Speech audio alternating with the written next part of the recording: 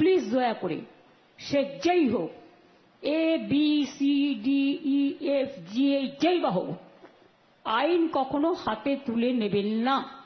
আপনি ইউনূসের সাথে গোপন মিটিং করুন, চুক্তি করুন, দেশের ভালো হলে খুশি হব। হোম মিনিস্ট্রি সোর্সকে কোট করে বলেছে এইরকম করেই ওরা দেয়, তাকে আমি দোষ দিচ্ছি না। देश इसमें बांग्लादेश का हाथ है, अगर हाथ है तो इसको जिम्मेदारी तो सेंट्रल गवर्नमेंट का है। बीएसएफ बॉर्डर संभालते हैं, हम नहीं संभालते हैं। क्यों अलाउ किया? क्यों बीजेपी का बाहर से आदमी आके आप गड़बड़ करके भाग गया?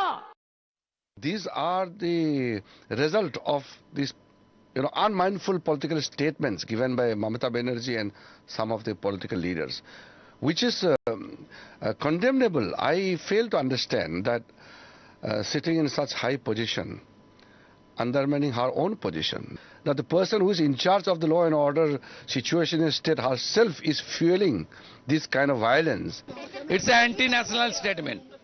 बीएसएफ देश की शान है, बान है, मान है, वो बराबर बीएसएफ के खिलाफ बोलता है।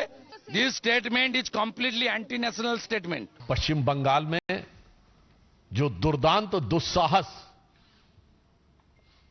उग्रवादी तत्व कर रहे हैं और उसके बाद